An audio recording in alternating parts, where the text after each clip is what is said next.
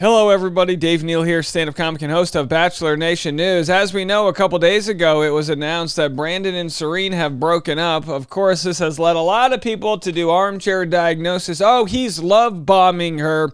And now we have therapists actually chiming in saying, no, that's not what it was. And we're going to play what they have to say. Always a good chance to learn a little bit about actual terminology and a little bit about ourselves, because we all have, different feelings and emotions that we bring to relationships. We call that baggage, and it's time to unpack it. Follow me on Instagram at DNeals. Stand-up show updates. I'm going to be all over the place. If you want to come see a show, Nashville to New York City, let me know. Follow me on Instagram. This Thursday, I'll be in Burbank. If you want to come to that show, Burbank this Thursday. That's tomorrow. Patreon.com/Dave Neal. We'll be live right after this on Patreon for behind-the-scenes bonus content and every afternoon Bachelor Rush Hour, the podcast. Before I get to Brandon and Serene, I'm going to play a short clip for you guys. This is just for you right now. As I'm editing my Driving with Dave, it'll be released on Bachelor Rush Hour, the podcast, this Friday. Best thing you can do is subscribe to it right now so you get alerts to your phone. It's completely free. Is like the most obvious one for me. What's your socioeconomic background? Middle class, lower middle class? Was money tight? Yeah, growing up super poor, like free lunches. Okay, free lunch gang. Yeah, and then what does super poor mean in the Pacific Northwest? So, for example, my dad, my sister, and I lived in what I thought was an apartment, but I drove by it since then, and I believe it was a basement, and it was one bedroom, a tiny like hallway type bathroom, like you couldn't have two people stand next to each other at the same time, and we all shared one room. But at the time, I'm just like, this is fun. We're bunk beds with my sister, my dad's there. Yeah, you know what you know. Yeah, and we don't need anything else, But then you get older and you drive by that place that looked like this big apartment to you, but then you're like, wait, that's definitely a basement that we lived in. So you lived in a basement. That's yes. Very metaphorical. You started in a basement, now you're here. Made it all the way to a Prius. All right, so that's the interview, folks. I'm going to have a full interview for you guys. First gets it is Bachelor Rush Hour, the podcast. All right, let's get into this story. So as you guys know, we've covered this. Bachelor in Paradise's Brandon Jones and Serene Russell call off their engagement after less than 1 year together. It's been immensely hard, is what they say. And now, of course, they've received comments from people accusing him of love bombing, which is essentially, we'll get into the actual definitions here. Don't take it from me. Let's read what Dr. Diane Strakowski had to say about it. Brandon Jones and Serene Brooke Russell announced the end of their engagement. In the comments, people suggest Brandon love bombed Serene. But is this accurate? Is that what happened? Love bombing is a form of psychological and emotional abuse that involves a person going above and beyond for you to manipulate you into a relationship with them. It looks different for every person, but it usually involves some form of excessive flattery and praise. Often it's what a narcissist does to quickly get you into a relationship with them. What differentiates love bombing from infatuation is a sense of maliciousness. I didn't see malicious in Brandon's behavior, so it didn't look like a classic love bombing. What I did see was Brandon having an anxious attachment style. People with this makeup fear rejection and abandonment, so they often come on strong to avoid these negative feelings. The only problem is how Serene receives Brandon's message. Because his past relationship with Michelle Young is public, Serene has to wonder, how can I trust you if you shared the same sentiment with Michelle Young? How am I special? Brandon, are you eager to be in love or in love with me? Couples in the public eye are also 50% more likely to break up. This is due to the pressure and constant questions. Where is your fiance? When are you getting married? Public couples are not allowed the privacy that normal couples have to progress in a much more relaxed atmosphere. It's not that their relationship is fake, but when the public can easily slide into your DMs and say things like, Serene, you deserve better. Brandon, why don't you do X, Y, and Z? The public starts creating doubts in your mind. Maybe they are right. Did I settle too quickly? My advice for reality TV couples is to take more time between breakups to heal past hurts and work on themselves. Watch the tapes back to learn about your patterns and learn to filter better. Also take the time to create a life that is less about influencing and more about creating space for another person. What are your thoughts? Does this differentiation between love bombing and anxious attachment make sense? And of course, we had other people that agreed or disagreed. Someone says, do you think that it's possible for someone to love bomb not out of malice, but out of an inability to regulate their own emotions? So of course, love bombing will look different, but it really comes down to how you look at things. And Brandon, like everybody, probably doesn't understand, at least initially, what makes him tick. I think I relate mostly to an anxious attachment style.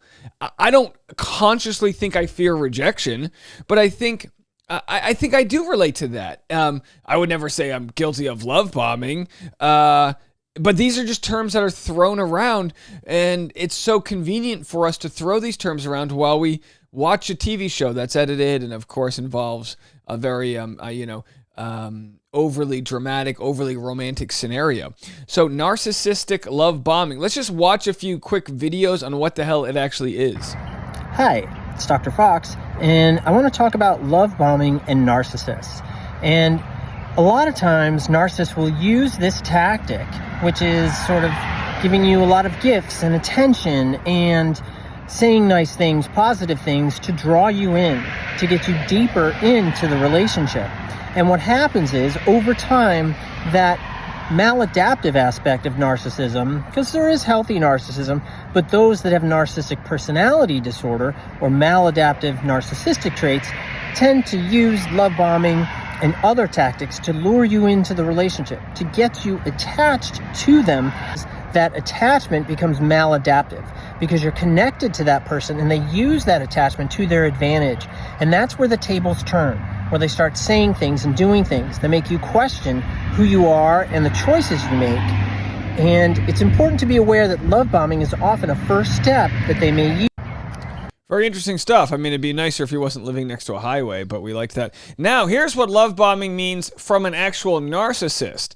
This is mental healness, and this is his TikTok, mental healness on TikTok, talking about the actual stage of love bombing as a person who has, or I guess, self-diagnosed as narcissist. Bombing stage from a narcissist. So if you're new here, I am a self-aware narcissist. I have narcissistic personality disorder, and a lot of people ask me, what is love to a narcissist? Can narcissists love? So during the love bombing stage, to me, it feels like real, true love. Like it becomes like an obsessive, like you don't want to be away from that person.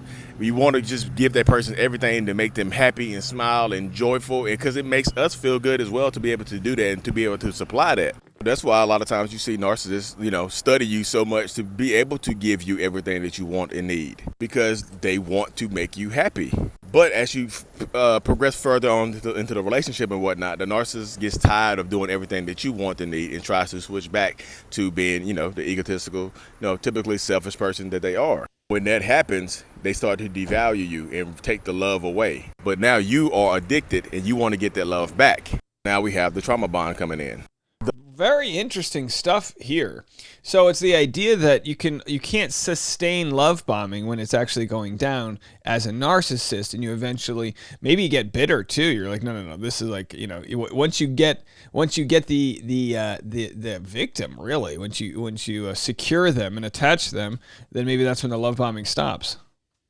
Without the love bombing period, the narcissistic abuse cycle would not be possible. The love bombing phase is the seed of the abuse cycle. It sounds like the love bombing is the trap. This is what gets them to let their guard down and be committed to you. This is where... Maybe it involves financial manipulation, really. I mean, if you're going to be love bombing people and showering them with gifts and things like that, maybe that, and this is why I think it's always important to have financial independence, because you don't want to have to rely on somebody else. The narcissist is learning everything about you and also mirroring everything back to you.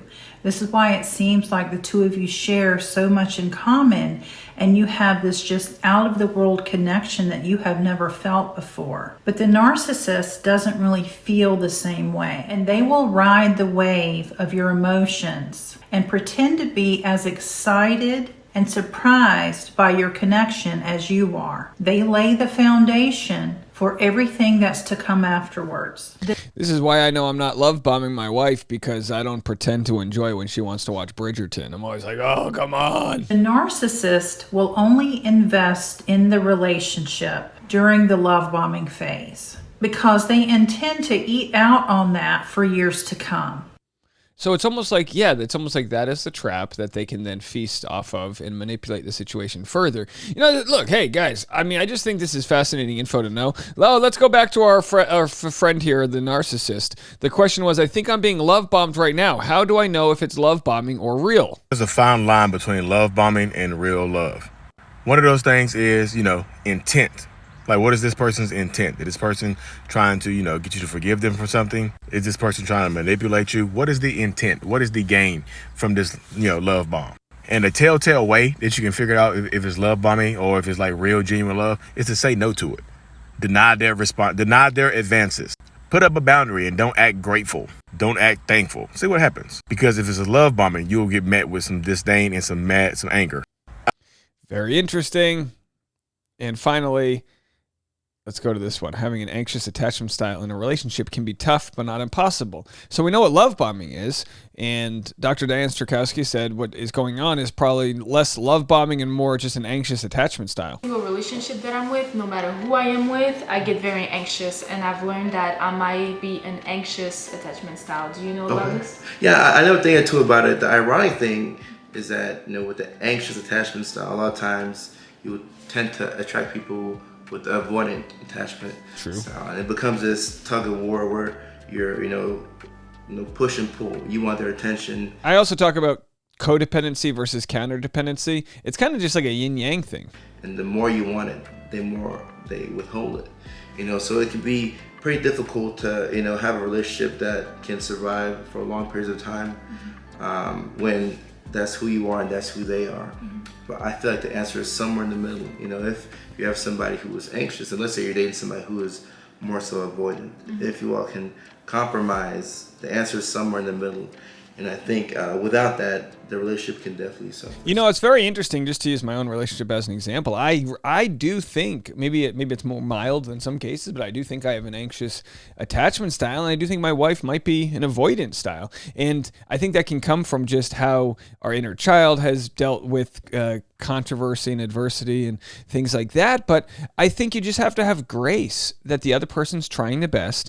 And if I want to solve an issue, but my wife needs time to process it, I have to be okay walking away and letting her process that in her own time. And do you know what I mean? So it's all about managing yourself, but you also need a partner who learns how to manage their self. That way it's not one partner just wildly doing what they want and not being able to control those those different styles that they have, and the other person just getting walked all over. Does that make sense? Either way, we just love discussing mental health, especially as it revolves around relationships, as we watch a dating show about relationships. So great conversations, and kudos to Dr. Diane for initiating this conversation.